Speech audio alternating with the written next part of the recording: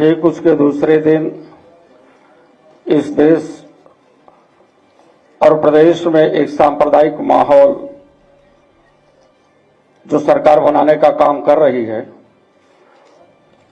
उसी के संदर्भ में आज एक कॉन्फ्रेंस आहूत है और उसके बारे में उत्तर प्रदेश विधानसभा के प्रतिपक्ष के नेता परम सम्माननीय माननीय माता प्रसाद पांडे जी आप लोगों से वार्ता करेंगे।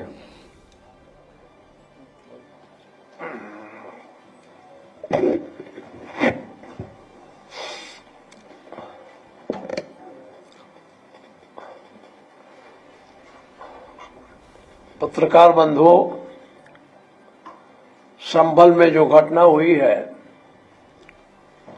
उसकी जानकारी सही ढंग से मिल सके, इसलिए राष्ट्रीय अध्यक्ष ने, हमारे राष्ट्रीय अध्यक्ष जी ने एक प्रतिनिधिमंडल का गठन किया था और मेरे नेतृत्व में नहीं आ रही है। अच्छा, वो वहां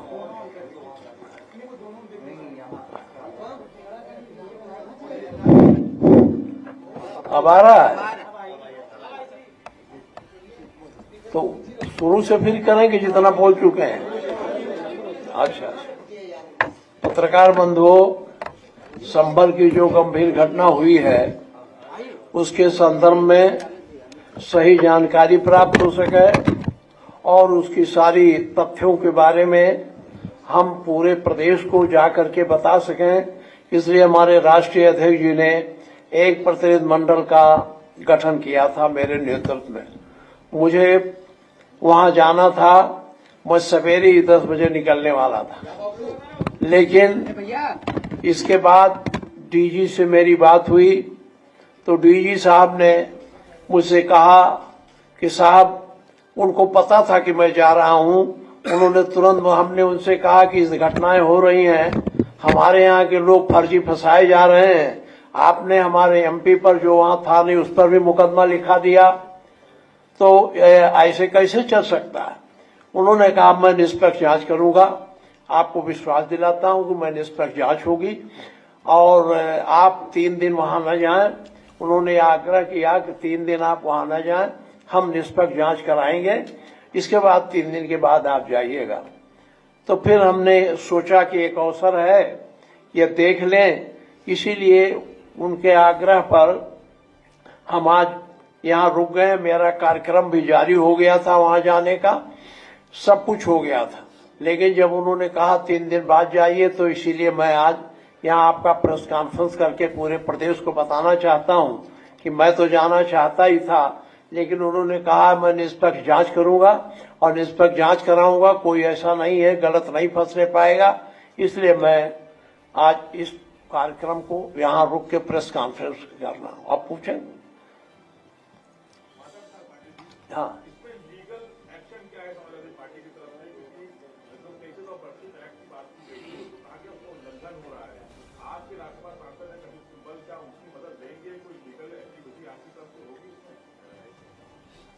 जरा जोर से बोल दीजिए, थोड़ा उम्र के नाते कम हो गया है।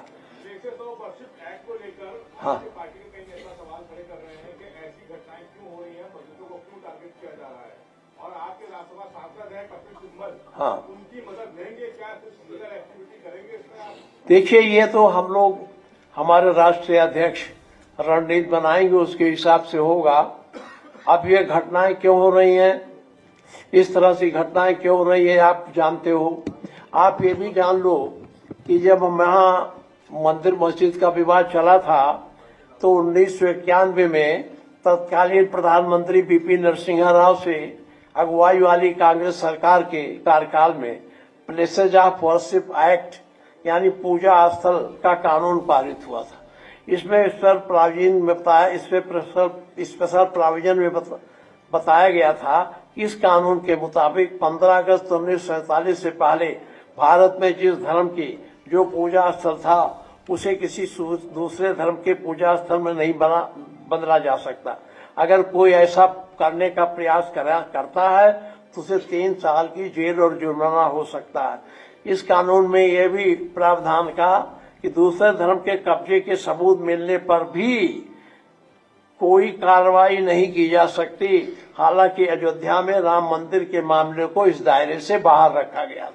ये कानून जब ऑलरेडी पहले से मौजूद है तो इस तरह से या तो इस कानून को बदल देते, पार्लियामेंट से कानून को बदल के तब इस तरह की कार्रवाई करते, लेकिन ये किसी बात का ये अधिनायकवादी सरकार है, इसलिए अपने मनमानी ढंग से काम करती है, न किसी कानून को मानती है न संविधान को मानती है। अपने फायदे को के दृष्टिगत ये सारी कार्रवाई करते हैं, जिसका परिणाम ये संभल का बवाल है।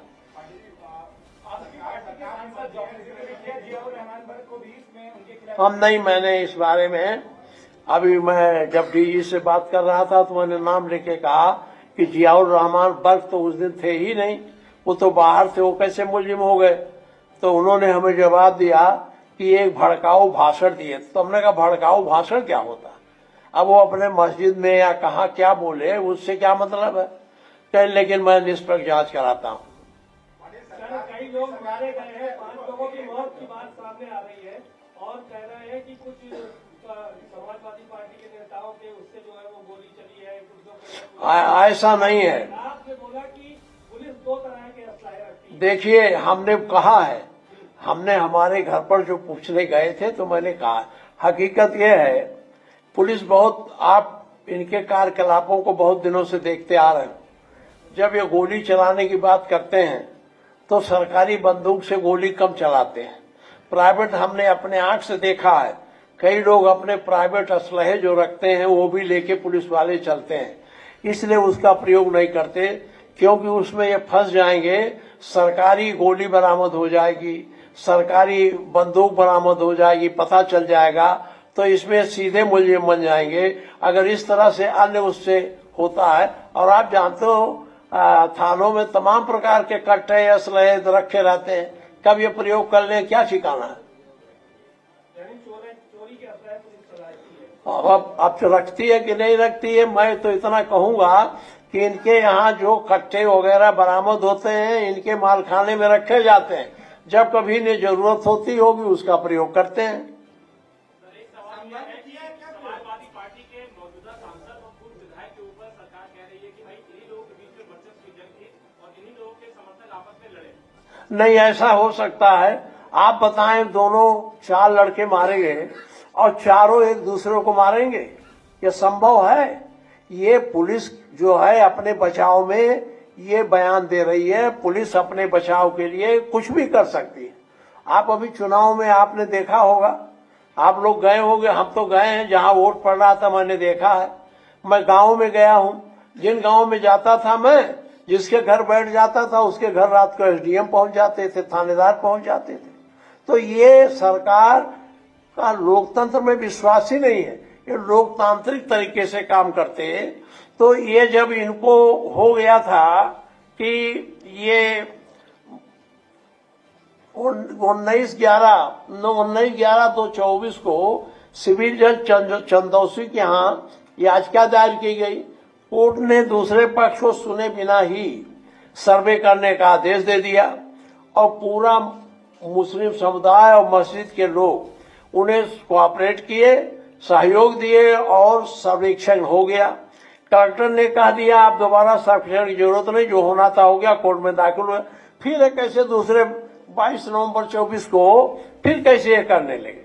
अच्छा, उसको करना था तो ये करते, लोगों को बुलाते, समझाते, सीधे 5 बजे पहुंच गए, तो भ्रम की स्थिति तो इन्होंने पैदा की ना।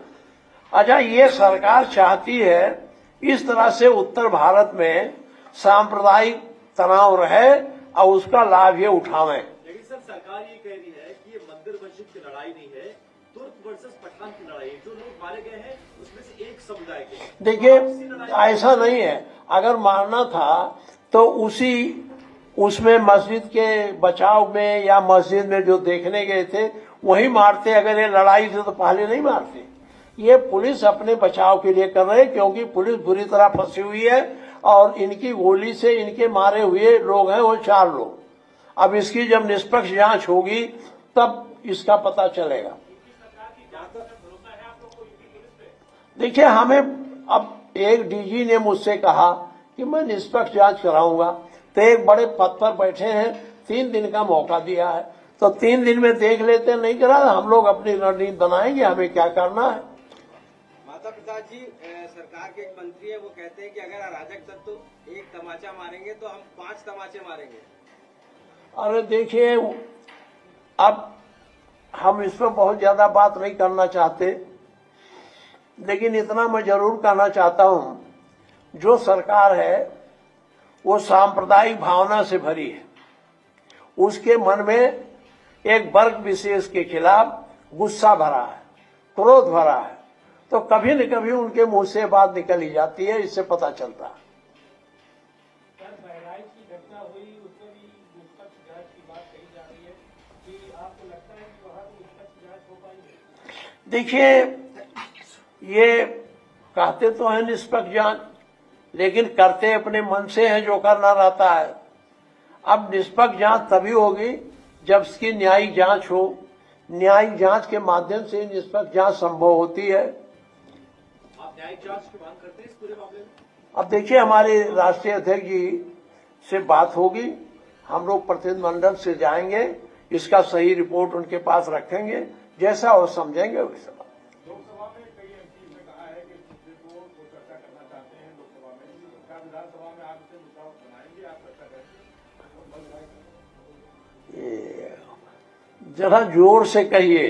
लोकसभा में कई एमपी ने कहा है इस पर चर्चा करना चाहते हैं, वो वैसे ही बोल रहे हैं कि इस पर चर्चा करना। नहीं, हम विधानसभा में इस पर बोलो, हम यही नहीं, हम इस पर भी चर्चा करेंगे, बहराइच पर भी चर्चा करेंगे, गंभीर चर्चा करेंगे, और सरकार को हम बेनकाब कर देंगे असेंबली में, जिस तरह से काम कर रहे हैं, जिस तरह से घटनाएं हो रही। आखिर ये बताओ, ये सारी घटनाएं उत्तरी भारत में क्यों हो रही? क्यों उत्तर प्रदेश में हो रही और प्रदेश में नहीं हो रही? बिहार में कहीं आप सुन रहे हैं? दक्षिण भारत में कहीं इस तरह से? दक्षिण भारत में तो बहुत बड़े बड़े मंदिर हैं, कभी इस तरह की बातें होती? सारा का सारा उत्तर भारत में होता है, और उत्तर भारत में जो उत्तर प्रदेश की सरकार है उसकी मानसिकता ही ऐसी है कि वो सांप्रदायिकता को बढ़ावा देके पूरे भारत को अधिनायकवादी व्यवस्था में बदल दे। धन्यवाद।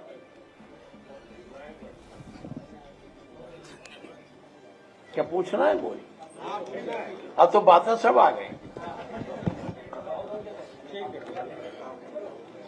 चला जाए।